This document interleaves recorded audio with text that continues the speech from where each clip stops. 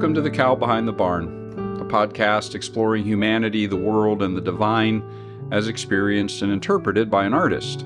I'm Kevin Caldwell, a co-founder of the Table Collective.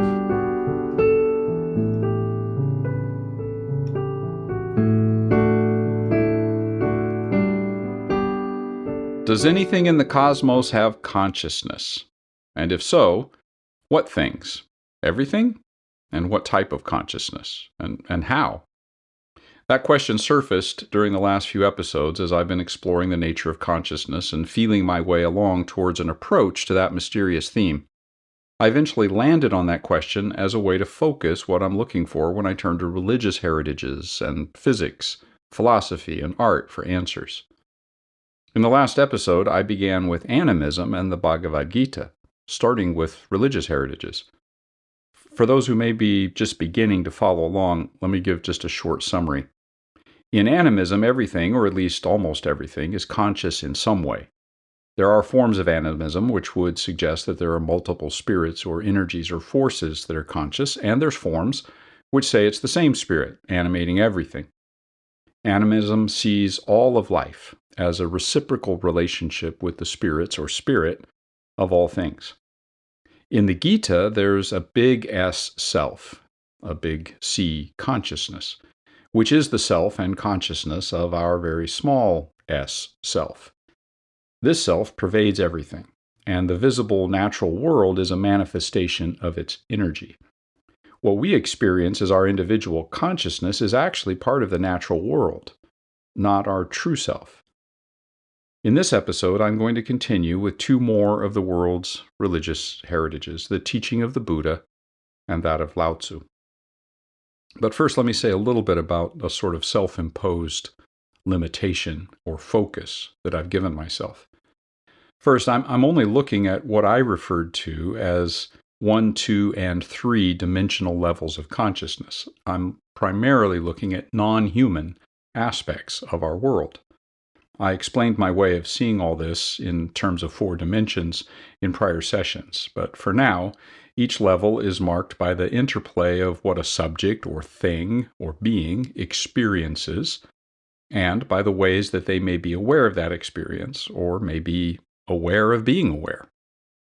So what do Buddha and Lao Tzu say about the nature of consciousness understood through that framework?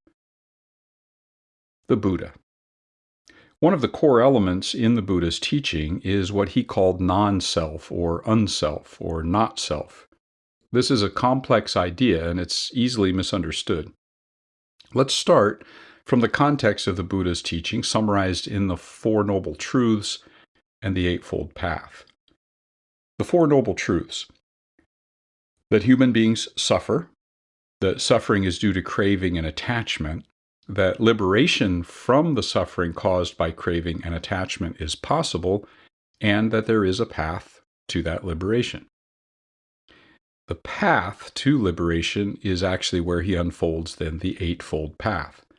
To fully explore this is going to require multiple episodes, all on its own, and I can't do that here. But for our purposes, it can be summarized like this.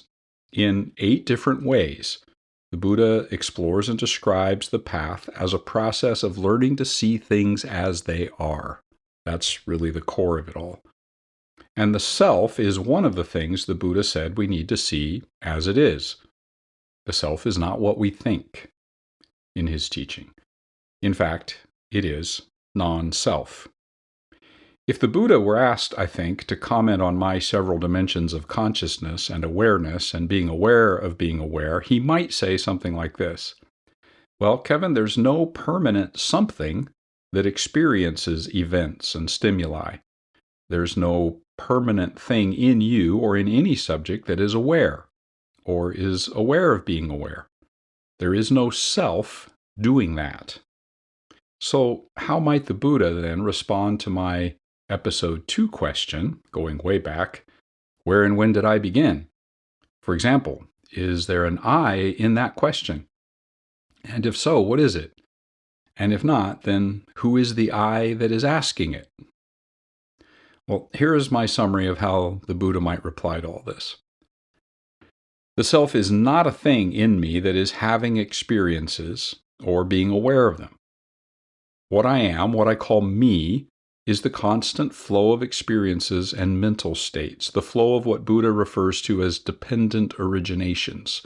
Because each new experience or perception or idea or feeling or sensation or awareness is dependent on whatever sparked it, and also on whatever experience or mental state preceded it. The mental state of this moment originates from prior experiences and from the things being experienced, hence the term dependent origination. Buddha would say about my ideas of consciousness and awareness, I think, that consciousness is part of that flow. It's an example of one of the things that is dependent on something else for its origins. Buddha describes 5 main links on that chain of dependent origination, in that flow, 5 bundles, we could say, of experiences and responses. There's form or matter, the body, for example, made up of the elements of earth and air and fire and water. And so our bodies have sensations and feelings and experiences. There are feelings, emotions. There's perceptions, mental states, perceptions of sense objects that we might see or hear, things that are, in other words, our eyes see, our ears hear, our tongues taste, etc.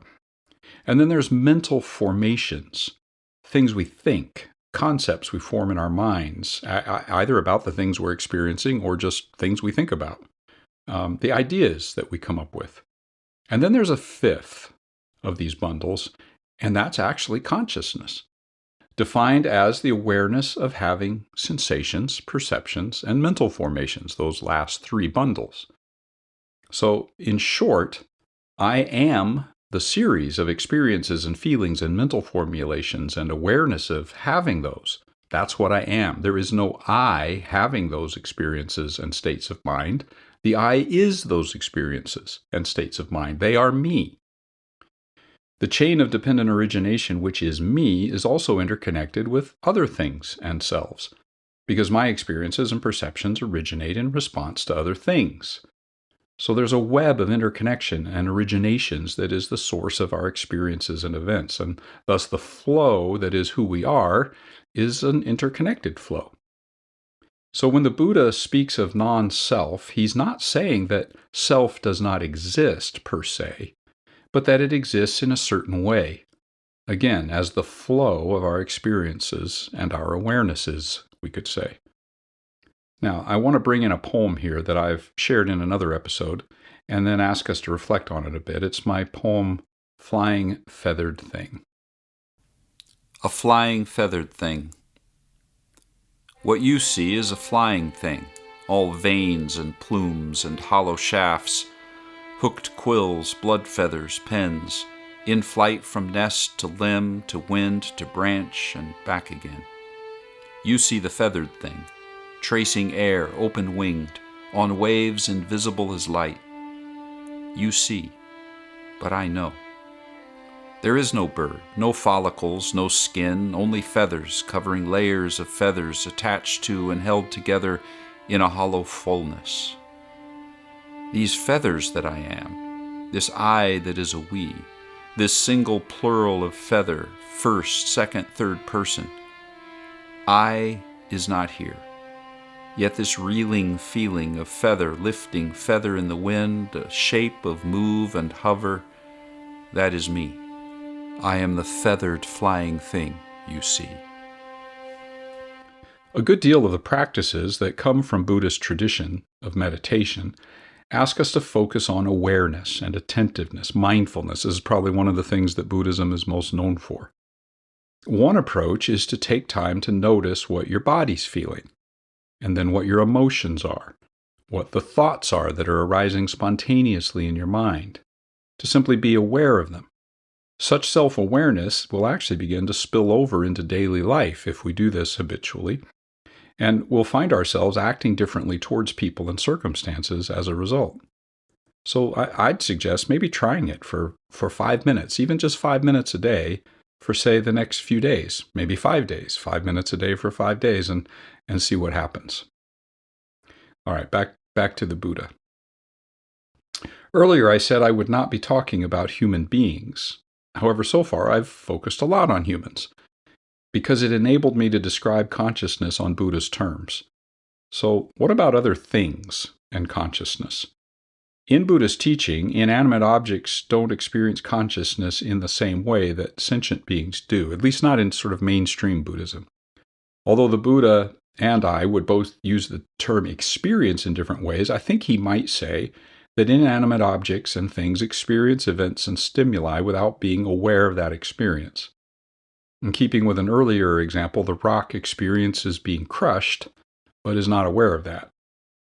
However, there are some schools of Buddhist thought which suggest that even inanimate objects have a potential for enlightenment, that there may be some kind of interconnectedness with consciousness at some fundamental level, even if such objects and things don't have awareness of that. In addition, I'd assume that inanimate objects then, if they do have that potential, would, like with human beings, have no inherent consciousness. Whatever consciousness may apply to them would also be that flow of experiences, feelings, and thoughts, if that applies to them. All right, now I turn to Lao Tzu. I introduced Lao Tzu in prior episodes, so I'm going to just summarize here. He was a central figure in Chinese culture and philosophy and wisdom in the 6th century before the Common Era, generally considered the founder of Taoism. His 81-stanza poem, the Tao Te Ching, is a poetic and also a philosophical masterpiece, in my view, and I think that's been borne out in the views of many throughout history. The title, Tao Te Ching, serves as a summary of what the work is, actually. So Ching refers to a book or work, in this case, the poem. The term Tao is the way everything works, and at the same time, the Tao is the working of everything. It's the flow of how everything happens and the flow of everything that happens, at least when things, especially people, act in keeping with the Tao. To act in keeping with the Tao is the main theme, in fact, of the Tao Te Ching. Well, what about the day? Day is given by the Tao to each specific thing or person. Day can be translated in several ways, but in this connection, day is the unique true nature of a person or object or animal or plant. The day of each being is what makes it what it is and is the source of that thing's unique way of being what it is. Day is what makes a thing or person different from each other thing or person. This interplay of Tao and day is expressed frequently in the Tao Te Ching. For example, in the 21st stanza, Lao Tzu says, "The capacity of day is only to follow Tao." Day is unique, but it follows and comes from Tao. Much, he'll say in other places, as a child comes from and follows and imitates its mother. So in stanza 51, he says, "Your day is born with you, but you can't possess it. It does things for you, yet it's not dependent on you. It grows, but you don't know that it is your master." This is primal Te, he says. Day and Tao are not interchangeable and not identical, but neither are they separable. They are interconnected. They are inseparable. Maybe let me try to give an illustration here. All birds fly. Every fish swims. And they do more than that, of course. This is just an illustration. They fly and they swim because of the Tao. It's their natural way. It's just what they do as a class of birds and fish. At the same time, birds and fish individually have their own unique day, which is what makes this fish swim differently from that fish. All fish swim, but each fish has a way it swims. The same is true of everything and of human beings as well. This relationship of Tao and Te also sheds light on how each specific thing or person is connected to all others, the rest of the world, the entire cosmos. Each thing or person has its own Te, and since that Te flows from the Tao, and since the Tao is the way of all things, then no individual thing is independent. Everything is interconnected through its Te to the Tao, and through the Tao to the Te of everything else. Each thing, each person, is interconnected no matter how individual and unique it or we may be. What are the implications of this for the self and consciousness? I'm going to focus on human selves, because Lao Tzu is not clear about whether other things have selves. One of the things that makes humans unique from other things and objects in Lao Tzu's view is that humans can choose to live out of harmony with the Tao. Humans can disrupt the natural way as we attempt to alter our circumstances and our environment in order to meet desires or ambitions for things that we're making up sort of as we go or desiring, things that are not in keeping with our day or the Tao. Humans create things and customs, rules, regulations, ways of doing things together or for others or against others. And as a result, the environment which is natural and would be in accord with the Tao and most favorable to the fulfillment of our unique day ends up being lost or distorted. This causes people to make yet more and more changes in the attempt to satisfy new desires and ambitions to adjust the results of our prior actions and efforts. The outcome of all of this is that we increasingly live in ways that are contrary to our day and out of harmony with the Tao. As a result, we end up developing what we could call an outer self, a false self, a set of impulses that multiply and are destructive of our day and of the social and natural environment in which we find ourselves. There's a song I think is especially fitting here as it explores this idea of false and true self from an artist's point of view. It's my homemade recording of my song Masked Man, and I'll share it here.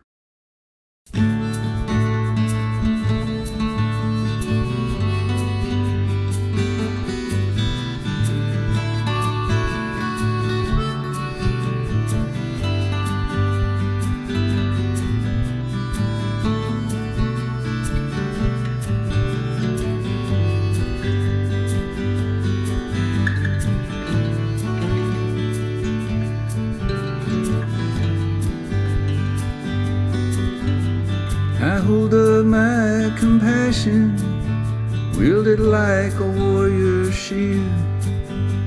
I deflect the tender touches, inviting me to yield. Never peel back my armor on this empty battlefield. Fear everything I've been hiding will be naked and revealed. And they'll see underneath it all, I'm bleeding.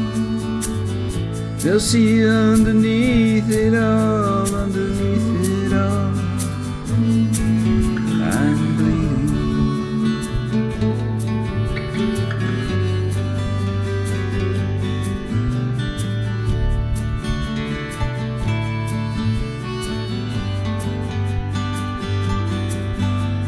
That morning in Seattle, couldn't see the rain. Wrapped inside the fog that soaked the city like a stain. You and me in that hotel room, deaf and silent once again. And me stripped down to nothing, till just one thing remained. My fear of everything I'm needing. My fear of everything I'm needing.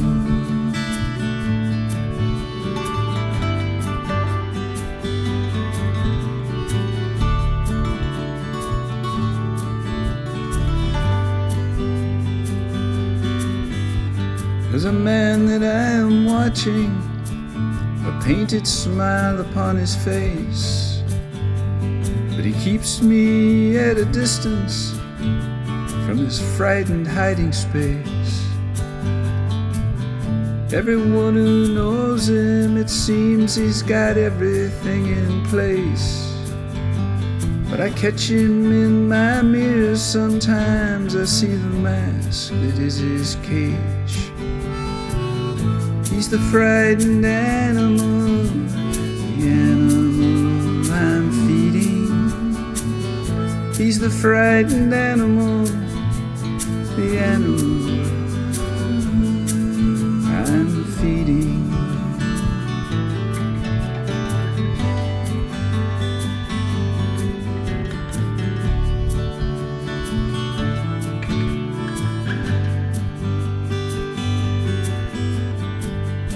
underneath the mask. Underneath I'm bleeding, everything I'm needing, animal I'm feeding, underneath the mask. Underneath the mask. Underneath I'm bleeding, everything I'm needing, animal I'm feeding, underneath the mask. Underneath the mask. Underneath it all I'm bleeding, everything I'm needing, the animal I'm feeding, underneath the mask. Underneath the mask. Underneath I'm bleeding, everything I'm needing, the animal I'm feeding, underneath the mask. Underneath the mask. Underneath the mask. Underneath the mask. Underneath the mask.